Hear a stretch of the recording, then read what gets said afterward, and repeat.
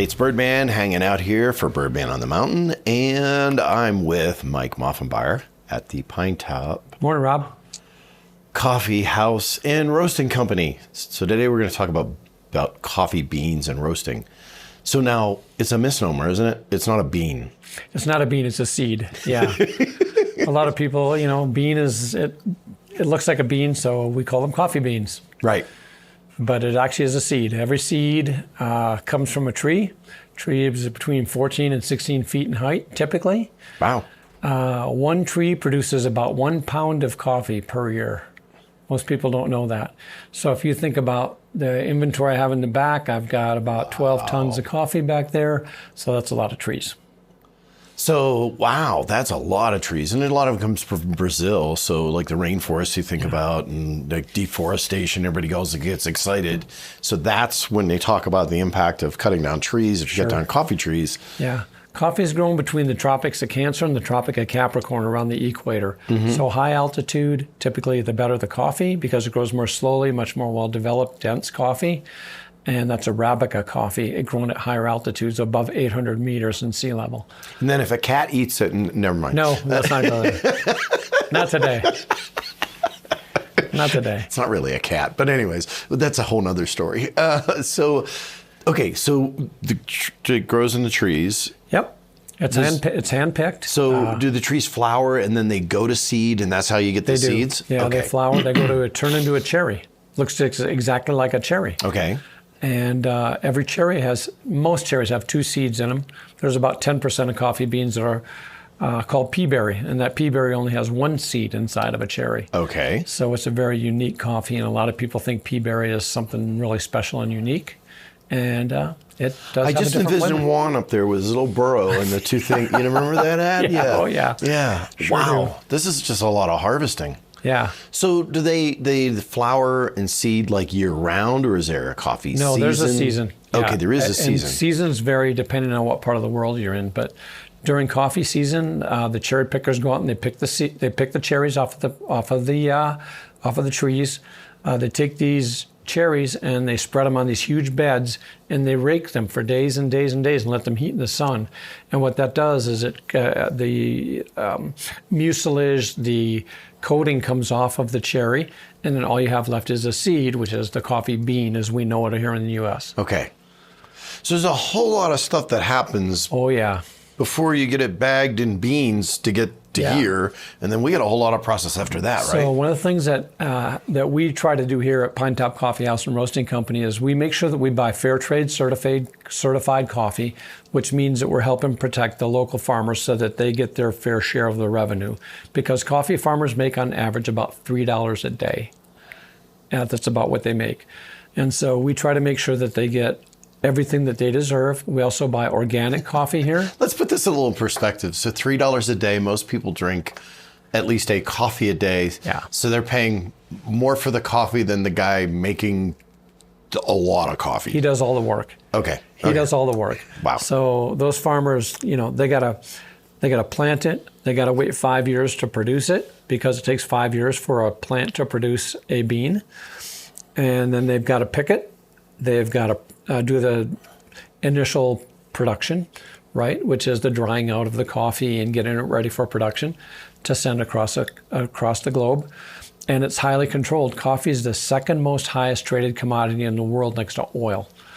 So because it's so highly controlled, I know, right? I see you shaking your head. How do they keep up? It's crazy. I look at the lines. Yeah, look at the lines. It's a lot of work. Okay. And when it gets down to me, I get what I'd probably consider kind of the sexy part of coffee because I get to roast it. Right. I get to turn it into the final beverage that you get to consume and enjoy every day.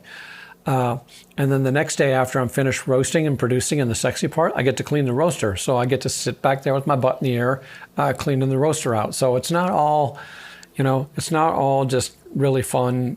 It's not all really glamorous. It's a lot of work on all ends of the spectrum, right? I just happen to get kind of the cool part where I get to interface with customers.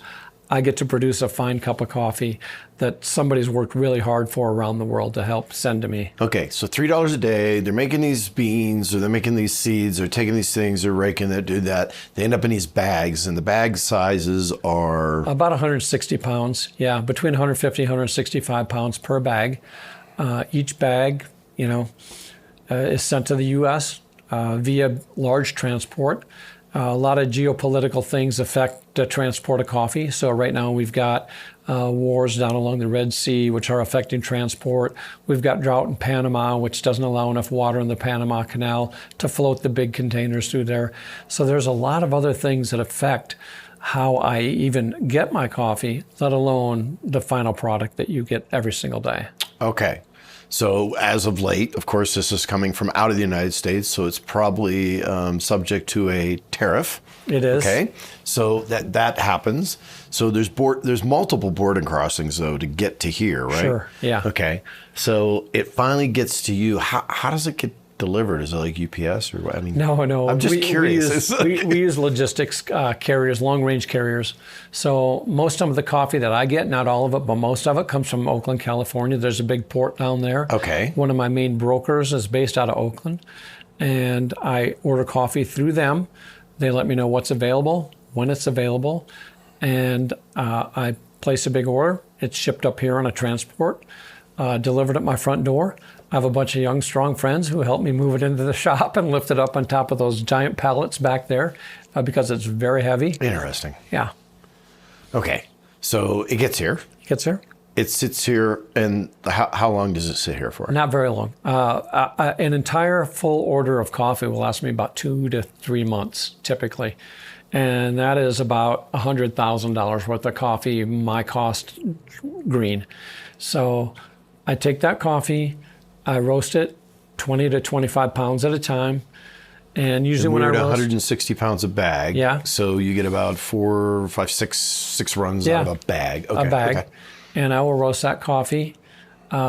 I lose about 16 to 20% of the volume of the coffee through water and through the husks that's on the coffee. Okay. So what I pay for per pound per coffee is actually about 16 to 20% more than that. Right. Because I'm losing that in weight during the roasting process. So there's a lot of science in coffee. A lot of people don't realize there is a ton of science that goes into coffee roasting. Once I get that coffee in the roaster, and it comes out of the roaster, that coffee needs to be out of the shop within, in my opinion, 2 to 3 days, which is typical for me. We turn coffee really fast here. If you go to the supermarket and buy coffee, it could be 6 to 9 months old. Right. You buy coffee from my shop, it's 2 to 3 days old, sometimes only hours old. Okay. So it makes me different. So the process of roasting, take me through that, because it's funny, because with this show we've talked about the process of making beer. So we go from here to here to here. So it goes into the roaster. How long of a day is that, and what do you end up with? Is that the final product? But no, that's, you still have to grind it, right? Yeah, typically during the roasting process, I will each batch of coffee that I roast is 20 pounds of coffee going into the roaster, 16 to 20 coming out, 15 to 16 coming out.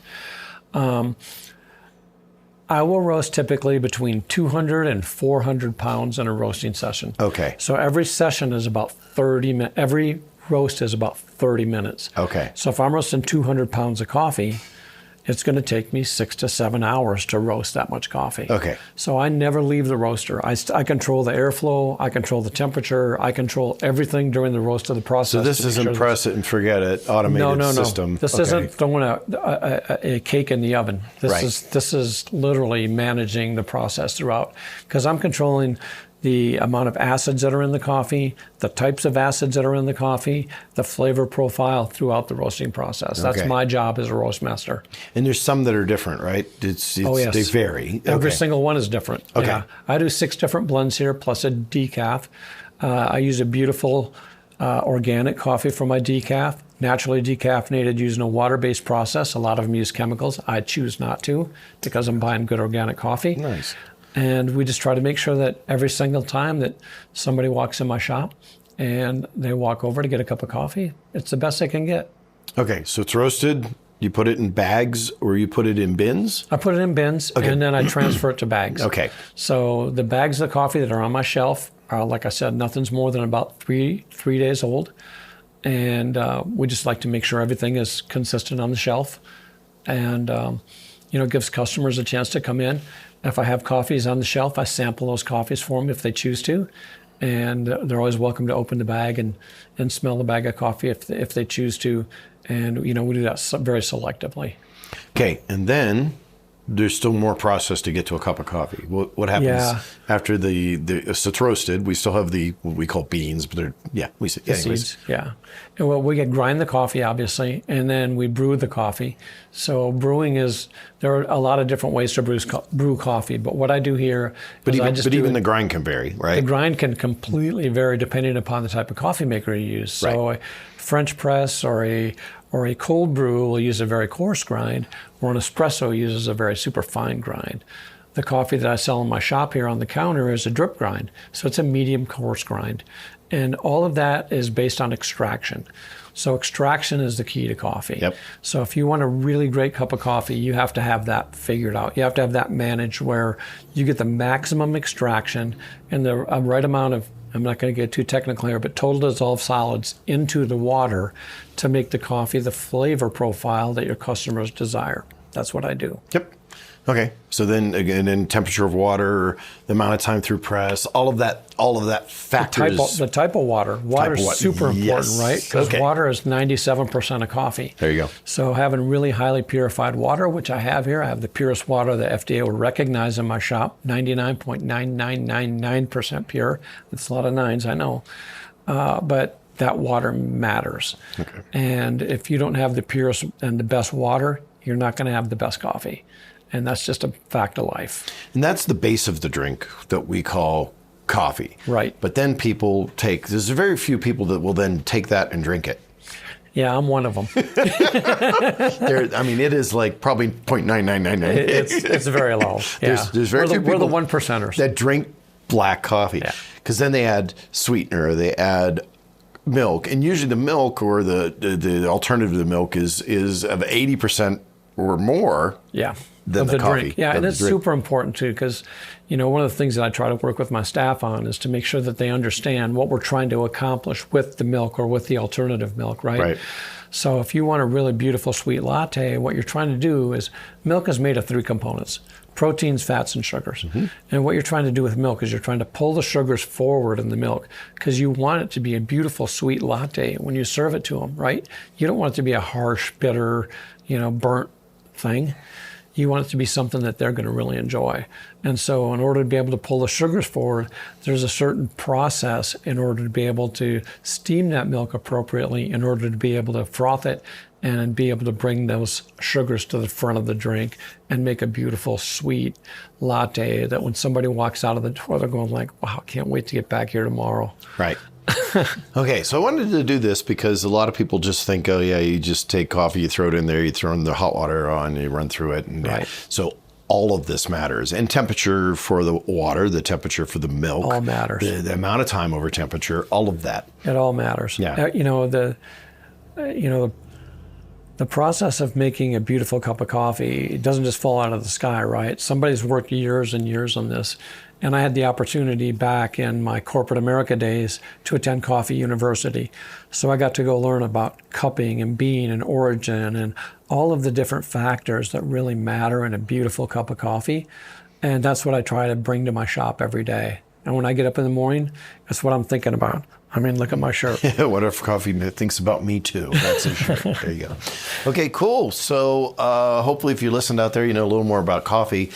And I like to always say, it's like, you don't expect people to run out and do it themselves, but now they can appreciate why, come and buy local, why, and come buy from the Pinetop Coffee House and Roasting Company. We're very grateful for all the customers that come through the door every day, and very grateful for you as well, Rob. Thank you. Awesome. So, hey, this is Birdman for Birdman on the Mountain. Once again, Mike Moffenbier, and we'll see you again soon. Thanks, Rob.